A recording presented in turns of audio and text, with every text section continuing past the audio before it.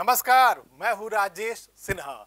दोस्तों, हम आपके लिए अलग अलग प्रतियोगिता परीक्षाओं के लिए समाचारों का, खबरों का एक संकलन लेकर आते हैं। हमारी कोशिश होती है कि अगर आप आने वाली किसी भी प्रतियोगिता परीक्षा में बैठने वाले हैं, उसकी तैयारी करने वाले हैं, तो ये खबरें आपके बहुत काम आए।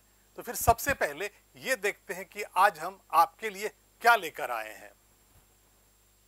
राष्ट्रीय पार्टियों की संपत्ति में जोरदार उछाल, धरती पर लौटे 4 अंतरिक्ष यात्री, मेरीटाइम इंफ्रास्ट्रक्चर पर्सपेक्टिव प्लान 2023-37 जारी, बौद्ध स्तूप का भारत की मदद से पुनर्निर्माण, चुटकियों में मिलेगा यूपीआई से लोन, गोपालकों को 15,000 रुपये प्रोत्साहन राशि, कोरोना वैक्सीन से हार्ट अटैक का कोई संबंध नहीं, और गांधी की 12 फीट ऊंची प्रतिमा का अनावरण। और अब खबरें विस्तार से।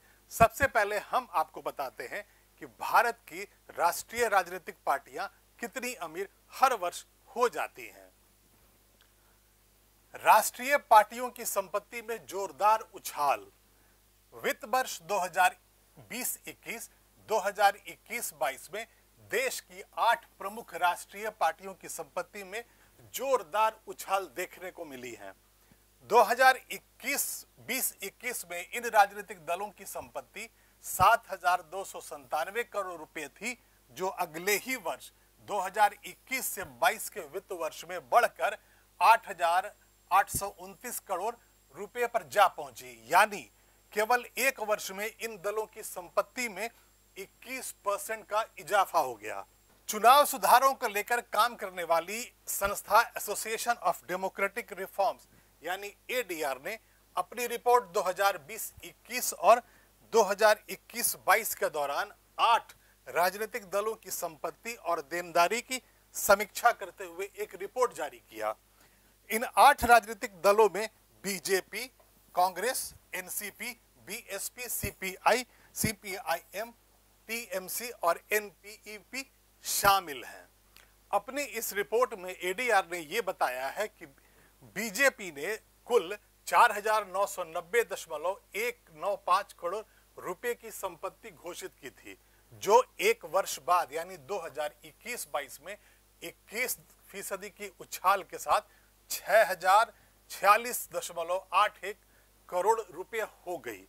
वहीं अगर कांग्रेस की बात करें तो कांग्रेस ने 2020-21 में 691 करोड़ रुपए का अपना एसेट्स घोषित किया था, जो एक वर्ष बाद यानी 2021-22 में 16% की बढ़ोतरी के साथ 805 करोड़ रुपए हो गई।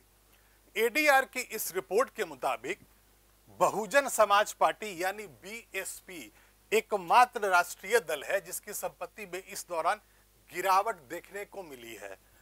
2020-21 में बीएसपी की कुल संपत्ति 732 करोड़ रुपए थी, जो 2021-22 में घटकर 690 करोड़ रुपए हो गई। वहीं अगर हम बात करें टीएमसी की तो इसकी संपत्ति 2020-21 में 182 करोड़ रुपए थी, जो 21-22 में 151% के उछाल के साथ 458 करोड़ रुपए हो गई। यानी कि सबसे तेज उछाल टीएमसी की संपत्ति में ही देखने को मिली है।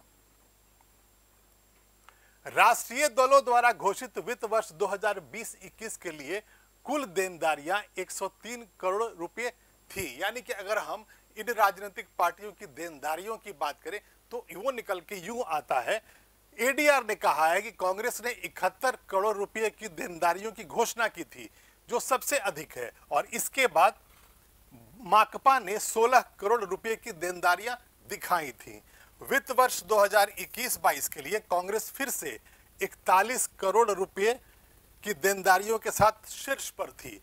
इसके बाद माकपा और भाजपा ने क्रमशः 12 करोड़ और 5 करोड़ रुपए की देनदारियों की घोषणा की। अब आगे बढ़ते हैं और अगली खबर हम लेते हैं अंतरिक्ष से।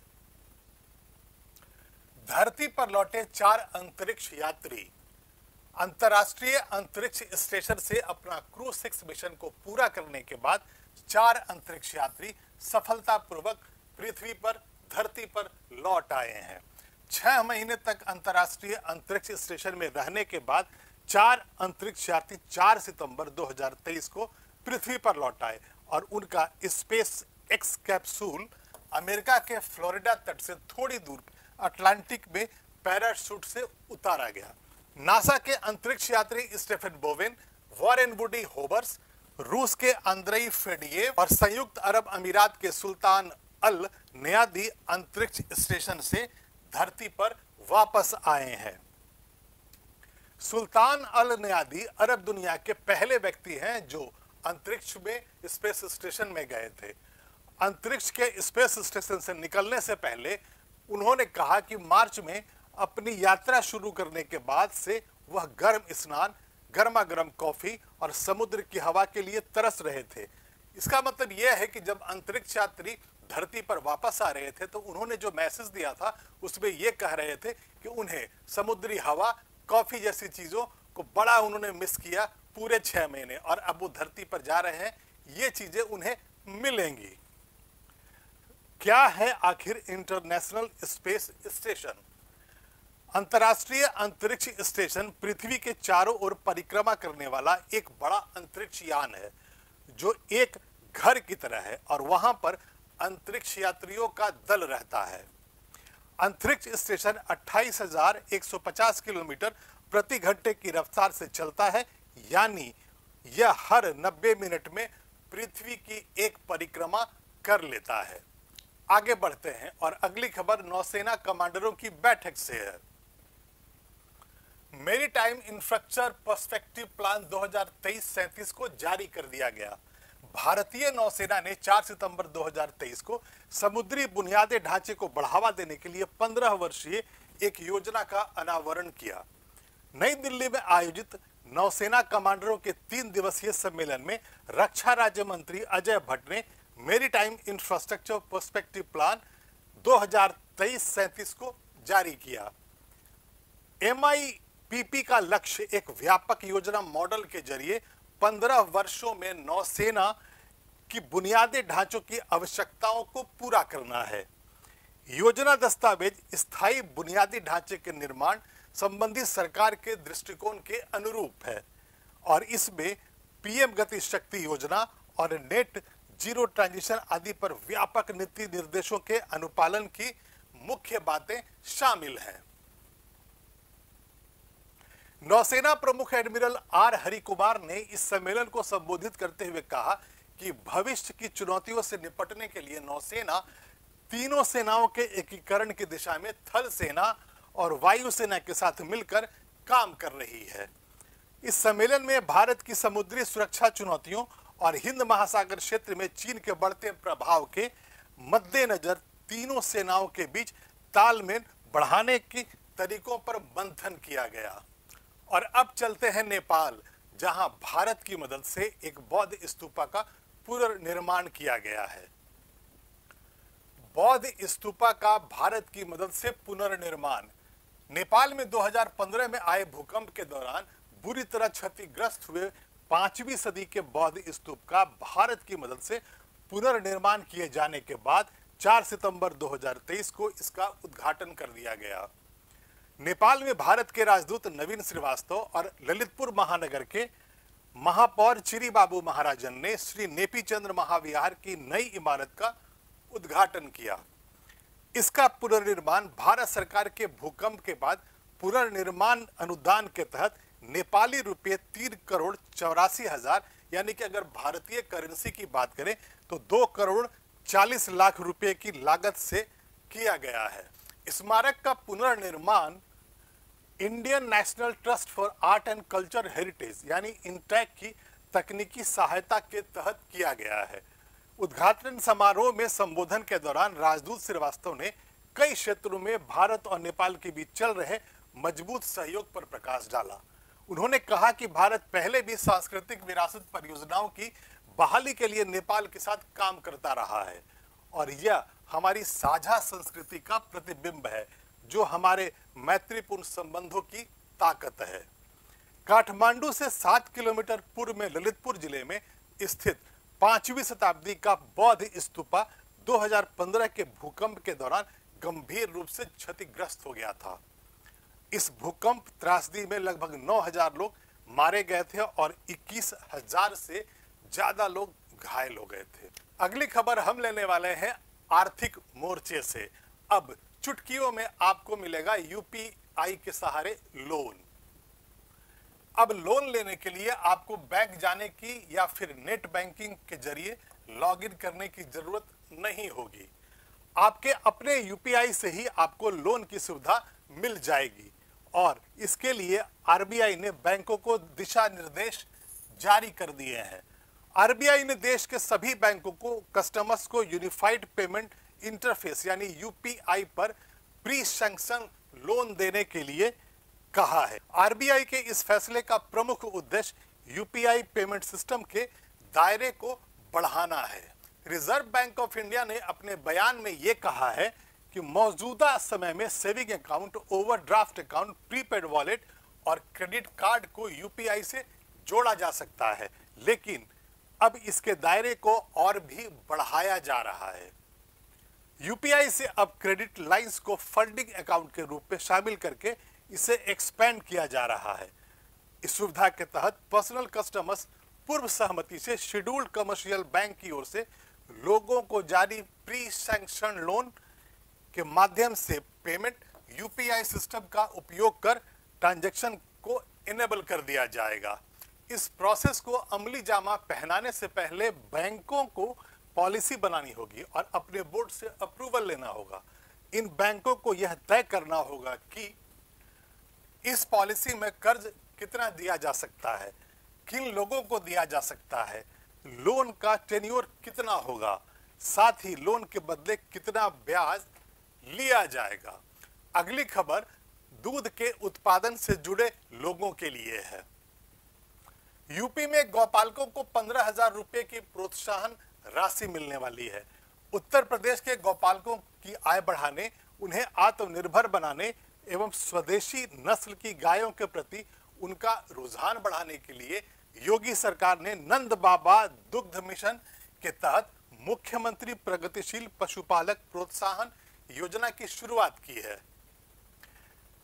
दूध आयुक्त और मिशन निदेशक शशि भूषण सुशील ने बताया कि पशुपालकों में स्वदेशी गायों में नस्ल सुधार, उनकी बेहतर देखभाल, गुणवत्ता युक्त पोषण एवं स्वास्थ्य के प्रति जागरूकता के अभाव की वजह से प्रदेश में पर्याप्त संख्या होने के बाद भी दूध उत्पादन अत्यंत कम होने के कारण उनका योगदान अपेक्षा के अनुरूप नहीं है। ऐसे में प्रदेश में पशुपालकों में उच्च उत्पादकता एवं गुणवत्ता वाली स्वदेशी नस्ल की गायों जैसे गिर, साहिवाल, हरियाणा, गंगात्री और थारपारकर को पालने के प्रति प्रोत्साहित करने के लिए उनके नस्ल सुधार, उनकी बेहतर देखभाल के उद्देश्य से नंद बाबा दुग्ध मिशन के तहत मुख्यमंत्री प्रगतिशील पशुपालक प्रोत्साहन योजना को शुरू किया गया है। इसके तहत पशुपालकों को नगद पुरस्कार और प्रशस्ति पत्र देने की व्यवस्था की गई है। इस धनराशि को 2 भागों में बांटा गया है। इसमें साहिवाल, गिर और थारपारकर गाय द्वारा 8 से 12 किलो प्रतिदिन दूध देने पर 10,000 रुपये और 12 किलो से ज्यादा प्रतिदिन दूध देने पर 15,000 रुपये प्रोत्साहन राशि के रूप में दिए जाएंगे। वहीं हरियाणा गाय द्वारा प्रतिदिन 6 से 10 किलो दूध देने पर 10,000 और 10 किलो से ज्यादा दूध देने पर 15,000 रुपये दिए जाएंगे। गंगात्री गाय के 6 से 8 किलो प्रतिदिन दूध देने पर 10,000 और 8 किलो से ज्यादा दूध देने पर 15,000 रुपये दिए जाएंगे। पशुपालक एक गाय की उच्च उत्पादकता के लिए उसके जीवन काल में केवल एक बार ही इस योजना का लाभ उठा सकेंगे।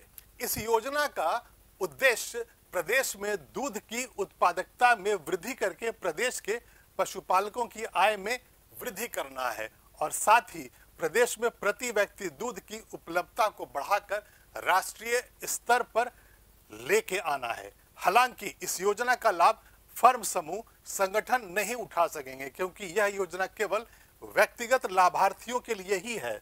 लाभार्थी को गाय की प्रसव की तिथि से 45 दिनों के अंदर ही आवेदन करना होगा।